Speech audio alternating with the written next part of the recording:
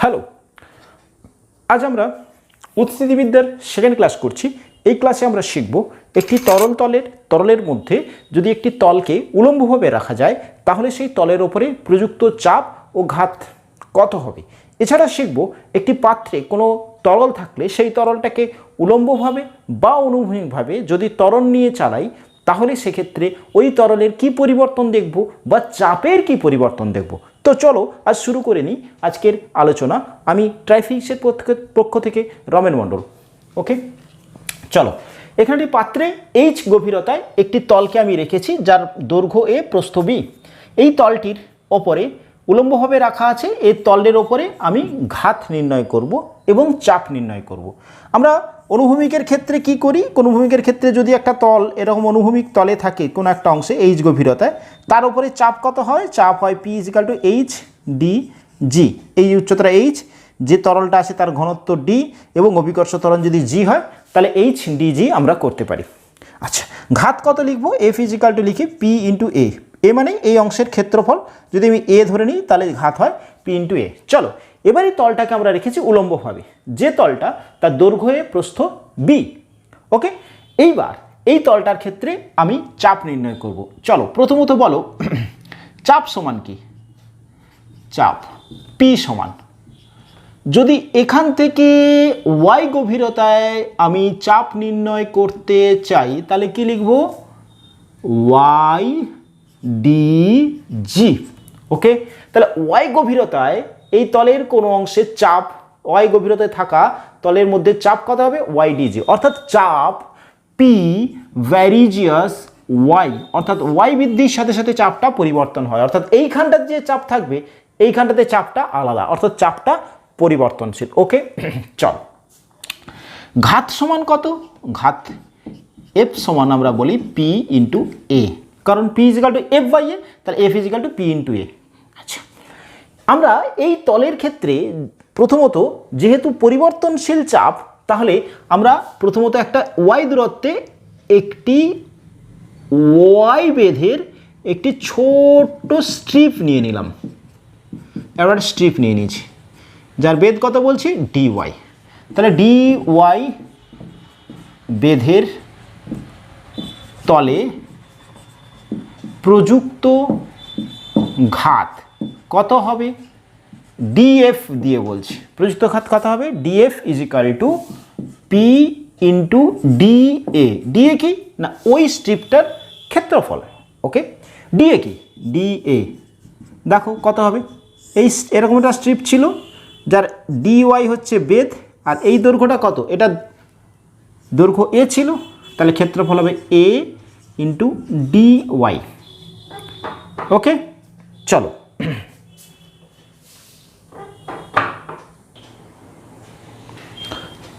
তো D is equal two বেরোলো এ dy. চলো আমরা লিখে নিই। তাহলে এখানে পাচ্ছি ডিএফ। বলো পি কত বেরিয়েছে? Y D G. Y D G. A কত? A D Y. ওকে, এবার বলছি পুরো তলের জন্য আমি যদি সমগ্র তলে ঘাত কত হবে আমরা এফ বলি। ওকে, তাহলে এফ বের করছি। Integration of DF, integration of D G A Y D Y. বলো ইন্টিগ্রেশনটা কোথা থেকে?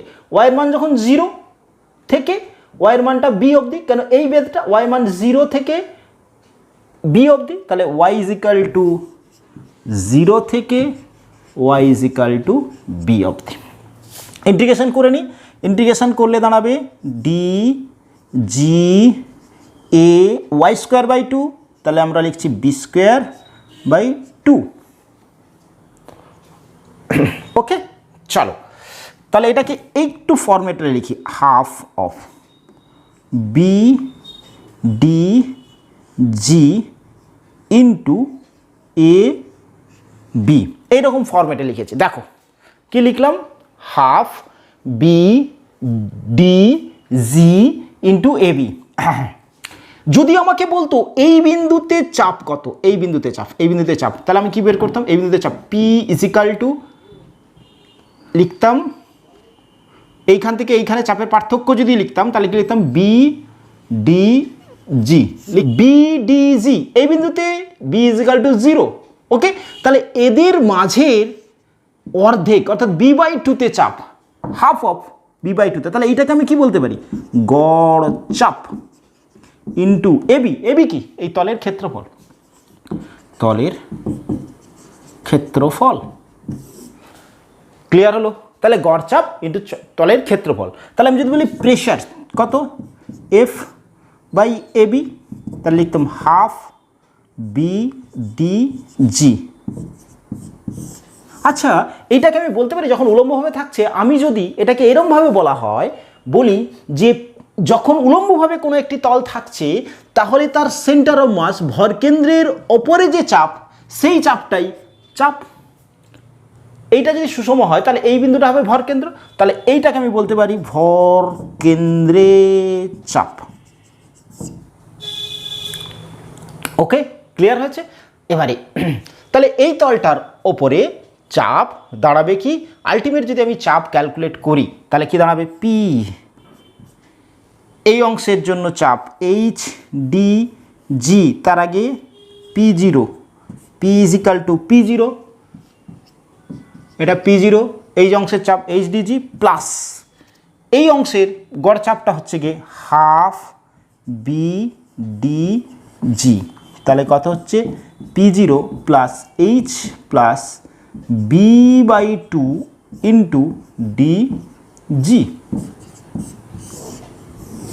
তাহলে উলম্বভাবে তলে কোনো বিন্দুতে তরলের চাপ দাঁড়াচ্ছে পি জিরো প্লাস এইচ, যতটা গভীরতায় আছে, প্লাস এইটা। ওকে, বোঝা গেছে? এবারে আসি, আমাকে একটি প্রশ্ন দেওয়া হলো। কি প্রশ্ন দেওয়া হলো? ধরো আমাকে প্রশ্ন দেওয়া হলো যে একটি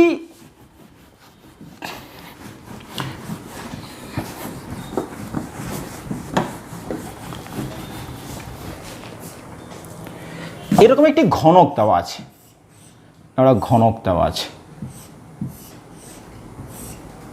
এরকম ঘনক দেওয়া আছে যার বাহু 6 মিটার, 6 মিটার বাহু। বলেছে তলদেশে এবং পার্শ্বতলে চাপ, পার্শ্বতলে ঘাত নির্ণয় করো এবং চাপ নির্ণয় করো। চলো দুটোই করো। চলো, এটা ভরে দেওয়া আছে জল দ্বারা, জলপূর্ণ এই ঘনকের পাশের তলে, মানে পার্শ্বতলে এইটা, আর তলদেশ হচ্ছে কি এইটা, এই দুটো তলের চাপ নির্ণয় করতে বলছে এবং ঘাত নির্ণয় করতে বলছে। চলো প্রথমে আমরা ঘাত নির্ণয় করে নিই, ঘাত বা চাপ। চলো তলদেশে শুধু তরলের জন্য বের করছি, কিন্তু তলদেশে চাপ, তাহলে কি লিখবে, চাপ পি সমান কী হবে, এই পুরোটাই তরল আছে, কত উচ্চতার, 6 মিটার উচ্চতার, তাহলে 6 ইন্টু ডি, তরলের ঘনত্ব, জল এক্ষেত্রে 10⁻³ KG per metre cube, G is equal to 10 metre per second square, H এক্ষেত্রে 6 মিটার। ওকে, তাহলে 10⁻³ into 10, that is equal to 6 into 10⁴ newton per metre square. যদি বলে ঘাত, তাহলে ঘাত কি করবে, ঘাত এফ সমান চাপ গুণিত ক্ষেত্রফল। এই অংশের ক্ষেত্রফল কত, 6 সেমি বাহু বিশিষ্ট, 6 6 36, তাহলে 6 ইন্টু 10⁴ ইন্টু 36, তাহলে এটা নিউটন বেরোচ্ছে, 6 8 3 21 ইন্টু 10⁴ নিউটন। বলো ক্লিয়ার হয়েছে তলদেশের চাপ? এবারে পার্শ্বদেশে বলো, ক্লিয়ার হয়েছে? পার্শ্বদেশে দেখো, পার্শ্বদেশে আমি কি বলেছিলাম, পার্শ্বদেশে মানে এই তলটার কোথায় না, ভরকেন্দ্রে। ভরকেন্দ্র কোথায় থাকবে, তলের ভরকেন্দ্র। আমি যদি বলি পুরোটা 6 হয় তাহলে হাফ, অর্থাৎ হাফ অফ এই বাহুটা কত, 6 ইন্টু কত, জি ডি মানে 10⁻³ ইন্টু জি মানে 10, তাহলে যে ওটা হাফ হয়ে যাবে, দাঁড়াচ্ছে তার মানে 3 into 10⁴ newton per metre square, চাপ সমান। ওকে, তাহলে ঘাত সমান কত হবে, ঘাত সমান একই রকম পি ইন্টু এ, এক্ষেত্রে P1 ধরে নিলাম, তাহলে P1 equal to 3 into 10⁴ into 36 6 3 18 9 কে 10 ইন্টু 10⁴ নিউটন। ওকে, ক্লিয়ার হলো? বিষয়টা ক্লিয়ার হয়েছে? ওকে, এরপরে আসছি আমরা আসব, আমাদের আলোচনা হচ্ছে হাইড্রোস্ট্যাটিক অর্থাৎ তরল যখন স্থির অবস্থায় থাকে। তরল যখন স্থির অবস্থায় থাকে, চলো, স্থির অবস্থায় থাকা মানে কিন্তু আমরা একটা পাত্র সাপেক্ষে স্থির। ধরো এরকম একটা পাত্র ভেসেল ছিল, তার মধ্যে তরল আছে, এই পাত্রটাকে এ ত্বরণ নিয়ে ওপরে তুলছ বা এ ত্বরণ নিয়ে নিচে নামছ। এর ফলে কি এই তলদেশের চাপের কোনো পার্থক্য ঘটবে? প্রথম প্রশ্ন। এই তরলটা এই পাত্রের সাপেক্ষে স্থির, তরলটা স্থির, কেউ বাইরে দাঁড়িয়ে বললে তরলটা গতিশীল, কিন্তু এই পাত্রের সাপেক্ষে তরলটা স্থির। তরলটার এই পাত্রটাকে এ ত্বরণ নিয়ে ওপরে বা নিচে যাচ্ছে। একটা লিফটে এটি পাত্র বসিয়ে দিয়েছে, একটা কন্টেনার দিয়ে লিফট ত্বরণ নিয়ে উপর দিকে উঠছে, পাত্রের সাপেক্ষে তরলটা স্থির। সেক্ষেত্রে এর তলদেশের চাপের কি পরিবর্তন ঘটবে? চলো, তাহলে এই পাত্রে একজন বসে সে কি দেখবে? তরলটাকে স্থির। আচ্ছা, এবারে বলো, যখন কোনো নির্দেশতন্ত্র ত্বরণ নিয়ে চলে তখন সেই নির্দেশতন্ত্রকে আমরা কি নির্দেশতন্ত্র বলি? অজড়ত্বীয় নির্দেশতন্ত্র। সেখানে আমরা একটা বলের উদ্ভব ঘটাই, কি বল? অলিক বল। যারা এই অলিক বল সম্পর্কে যাদের ধারণাটা এখনো স্পষ্ট নয়, তারা আমার একটি ভিডিও আছে জাস্ট কয়েকদিন আগে, বা অলিক বল ফর টাইফিজিক্স টাইপ করলে পেয়ে যাবে। সেক্ষেত্রে অলিক বলটা বোঝানো হয়েছে। তাহলে যখনই অজড়ত্বীয় নির্দেশতন্ত্র হবে, আমরা যখন ভেসেলের সাপেক্ষে বলছি, ভেসেলটা এ ত্বরণ নিয়ে চলছে, পাত্রটা এ ত্বরণ নিয়ে চলছে, তাহলে সেটা অজড়ত্বীয় নির্দেশতন্ত্র। তাহলে অজড়ত্বীয় নির্দেশতন্ত্রের জন্য একটি অলিক বলের সৃষ্টি হয়, সিউডো ফোর্স এফএস। তার অভিমুখ কোন দিকে? না, এর থেকে ত্বরণের বিপরীতে, নির্দেশতন্ত্রের ত্বরণের বিপরীতে। এটা ছিল। মান কত হয়েছিল? না, যদি এই তরলের উপরে প্রযুক্ত হয়, সেই তরলের যা ভর গুণিতক নির্দেশতন্ত্রের ত্বরণ। এম কি? তরলের ভর। এ কি? নির্দেশতন্ত্রের ত্বরণ। এইভাবে কিন্তু তরলিক বলটাকে গণনা করা হয়। আচ্ছা, তাহলে ত্বরণ নিয়ে চলবার জন্য এই তরলটার উপরে নির্দেশতন্ত্রের বিপরীতে একটি বল প্রযুক্ত হচ্ছে, যে বলটাকে আমরা বলছি অলিক বল। আচ্ছা, এছাড়া এর উপরে কি কি বল আছে? এর উপরে একটি বল আছে যেটাকে আমরা বলছি P0, বায়ুর উপরে বায়ুর চাপ আছে। চলি, বল কত হবে? তাহলে এই অংশের ক্ষেত্রফল যদি এ হয় তাহলে P0A। এইখান থেকে উপরের দিকে একটি চাপ প্রযুক্ত হচ্ছে P, এই অংশের ক্ষেত্রফল যদি এ হয় PA। এই দিকে তরলের ওজনজনিত বল mg। ক্লিয়ার? আর কোনো বল আছে না। তরলটা আলটিমেটলি ভেসেলের সাপেক্ষে কি আছে? স্থির আছে। চলো, তাহলে ভেসেলের সাপেক্ষে আমরা লিখতে পারি কি কি বল। আমরা এটার ফ্রি বডি ডায়াগ্রাম আঁকি আরেকবার। mg বলো, ক্লিয়ার? fs, ওকে। আর বলো P0A, ওকে। উপরের দিকে PA, স্ট্যাটিক, স্থির আছে। তাহলে আমরা লিখতে পারি PA equal to P0A plus mg plus fs। fsটা কি? m into a। ওকে, এবারে বলো P0A plus m into g plus a common নিয়েছি। m তরলের এই অংশের ক্ষেত্রফলটাকে কত ধরলাম আমরা এই অংশের ক্ষেত্রফলটাকে a ধরেছি। তরলের উচ্চতা কত আছে? তরলের উচ্চতা ধরছি h আছে, তরলের উচ্চতা h। তাহলে তরলের আয়তন কত? তরলের আয়তন h ইন্টু a। বলো, ক্লিয়ার? তরলের আয়তন, তরলের ভর আয়তন ইন্টু ঘনত্ব d। ওকে, তাহলে এখানটাতে ভর সমান লিখছি P0A plus HAD into G plus A এটা পি এ। আচ্ছা, তাহলে এ চারপাশ থেকে কাটছে, P0 plus H D to G plus A, অর্থাৎ পি কি ছিল, এই বিন্দুতে তরলের চাপ কি দাঁড়ালো, P0 plus H D G plus A. Change হলো। যদি এটা স্ট্যাটিক অর্থাৎ এটা ভেসেলটা যদি স্থির থাকতো তাহলে চাপ বেরিয়েছিল P equal to P0 plus H D G, তাহলে চাপটা কি হলো, প্লাস এ হয়ে গেছে, মানে কি হয়েছে, বৃদ্ধি পেয়েছে। এই বিন্দুতে তরলের চাপ কি হয়েছে, বৃদ্ধি পেয়েছে। অর্থাৎ একটা ভেসেল, একটা পাত্র যখন ত্বরণ নিয়ে ওপরের দিকে উঠছে তখন তার তলদেশের চাপটা হয়ে যাচ্ছে এইটা, পরিবর্তন হচ্ছে, চাপটা বৃদ্ধি পেয়েছে।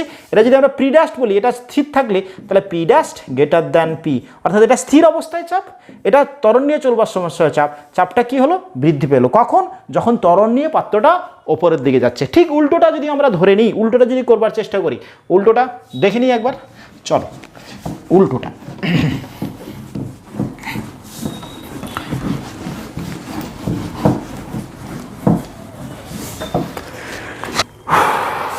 পাত্র এটা এ ত্বরণ নিয়ে যাচ্ছে, চলো এর ওজনজনিত বল mg কোন দিকে, এর ওপরে চাপ P0 এ, পি বল হলে চাপ হলে P0 এ, ওপরের দিকে চাপ পি এ। এবারে বলো ত্বরণ নিয়ে নিচে নামছে, সিউডো ফোর্স অলিক বল কাজ করবে, হ্যাঁ কোন দিকে কাজ করবে, প্রথম কনসেপ্ট কোন দিকে, ত্বরণের বিপরীতে।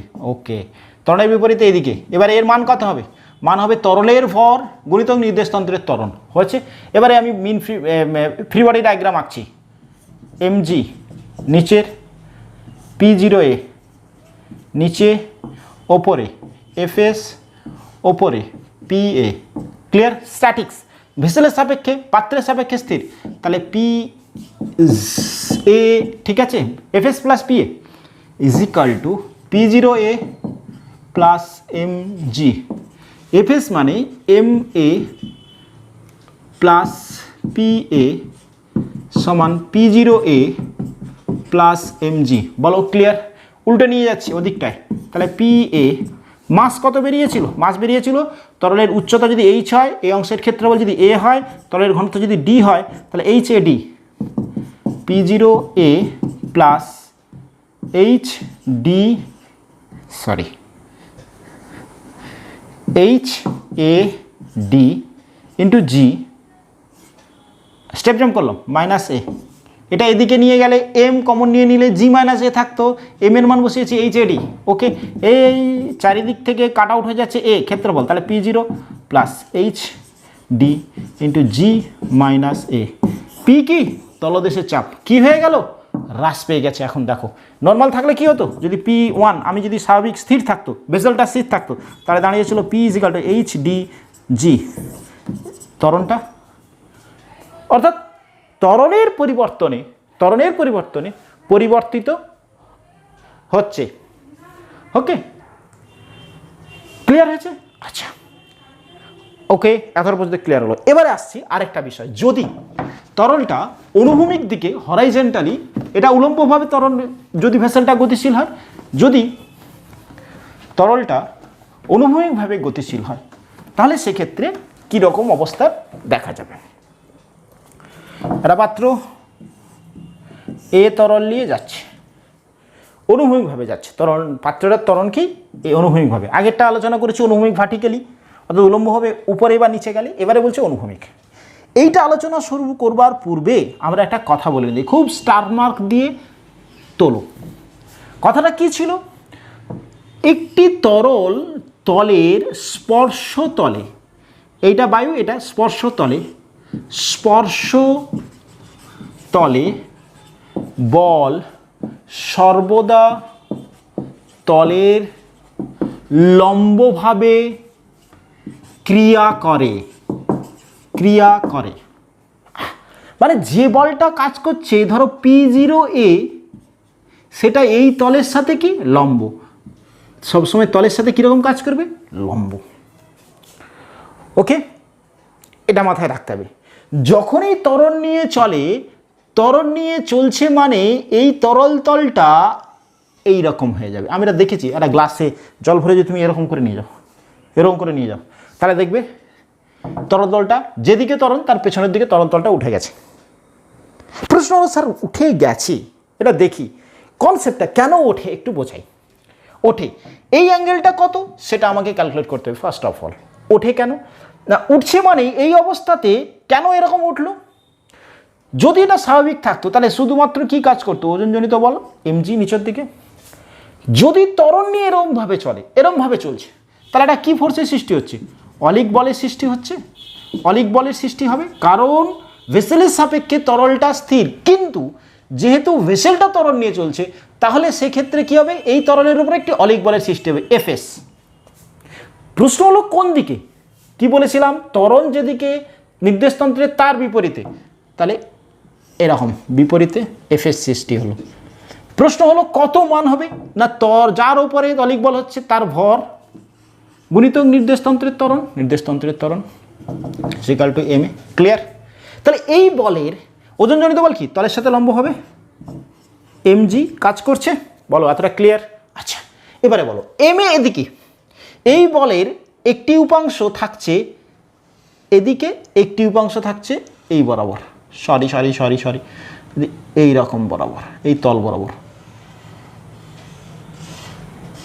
এই বলের অলিক বলের একটি উপাংশ তাকে তরলটাকে এদিকে নিয়ে যাচ্ছে। তাহলে এটা যদি থিটা কোণ উৎপন্ন হয় তাহলে কি বলবো না, অলিক বল সৃষ্টি হচ্ছে, যে বলের একটি উপাংশ তরলটাকে ওপরের দিকে তুলছে। কতটা তুলছে? এই অবস্থাতে চলতে চলতে এরা স্থির হয়ে আছে। ধরো থিটা কোণ অ্যাঙ্গেল করে ত্বরণ নিয়ে যখন চলছে এটা এই অবস্থায় স্থির হয়ে আছে, তাহলে আমি বলছি যে অনুভূমিকের সাথে এটা থিটা কোণ করে আছে। তাহলে এটা থিটা হলে এটা mg, এটা কত হবে থিটা, এটা থিটা হবে, এটা থিটা হলে এটা কত হবে 90 মাইনাস থিটা, তাহলে এইটা কত হবে থিটা। তাহলে এই বরাবর উপাংশ কত হবে, এই বরাবর উপাংশ M A cos of theta. Okay, M A কসে থিটা। আচ্ছা, ওজনজনিত বলের একটি উপাংশ থাকবে এই বরাবর এম জি সাইন থিটা। ঠিক আছে, তাহলে কি হবে, এটা তাই স্থির, এই অবস্থাতে স্থির হয়ে আছে। তার মানে বলতে পারি F S cos theta is equal to W sine theta. এই অবস্থাতে এটা স্থির হয়ে আছে। তাহলে এফ এস কত, M A cos of theta, W কত, M G sine of theta. Clear? তাহলে অলিক বলটার কারণে এটা উপরের দিকে উঠছে, তখন ওজনজনিত বলের একটি উপাংশ থাকছে, তো ওই যদি ওরকম ধরে নিই আমি, তাহলে তার নিচের দিকে, তাহলে কি হচ্ছে A is equal to G tan of theta. তাহলে theta is equal to tan inverse A by G. কোনটা কত হবে, T is equal to inverse G. এবারে বলো তাহলে এই বলটারই এই তলের সাথে এখন আমি বলেছি তলটা এখন এইরকম অবস্থায় আছে। স্পর্শতল কোনটা, এক্স ওয়াই। এখানে কি কনসেপ্টটা দিয়েছিলাম, উলম্ব তল। তাহলে এখন বল কোন দিকে হবে, এরকম, এই যে ফোর্সটা কাজ করছে সেটাকে কোন উপাংশটাকে ব্যালেন্স করবে, এই উপাংশটা। ওই বলটা কত এখন, M A sine theta M G cos theta, উপরের দিকে। ক্লিয়ার? অর্থাৎ এই ক্ষেত্রে তাহলে বলটা, লম্ব বলটা কেমন হবে, তখন কিন্তু আর এরকম বলটা থাকছে না, বলটা এরকম হচ্ছে। ক্লিয়ার হয়েছে? ওকে, তাহলে কি হলো, তল যখন ত্বরণ নিয়ে চলে তখন সেক্ষেত্রে ত্বরণের ক্ষেত্রে মানটা দাঁড়ায় এরকম। ধরো এক্ষেত্রে আমরা সিম্পল একটা প্রবলেম দেখে নিতে পারি। দেখে নাও, বড়ই প্রবলেমটা দেখছি। কি বলছে, একটি গাড়িতে একটি পাত্রে কিছু তরল আছে, গাড়িটি 3 মিটার পার সেকেন্ড স্কোয়ার ত্বরণ নিয়ে চললে মুক্ত তল অনুভূমিকের সঙ্গে কত কোণ করবে। ওকে, কি বলেছে, বলেছে তরল, একটা পাত্রে তরল আছে, এ 3 মিটার পার সেকেন্ড স্কোয়ার ত্বরণ নিয়ে চলছে, এ মুক্তপৃষ্ঠ কেমন অনুভূমিক কোণ করবে। ওকে, তাহলে এইটা বের করতে বলেছে। কি করবে, tan theta is equal to A by G. A কত 3, জি কত 10, তাহলে থিটা কত ট্যান ইনভার্স 3/10। তাহলে গাড়ি 3 মিটার পার সেকেন্ড স্কোয়ার ত্বরণ নিয়ে চললে এই যে নতিটা কত হবে, ট্যান ইনভার্স 3/10 হয়েছে। ক্লিয়ার হয়েছে? চলো আমরা এই পর্যন্ত আজকে আলোচনা করলাম। আমরা নেক্সট দিন আসছি আর্কিমিডিসের সূত্র, প্লবতা,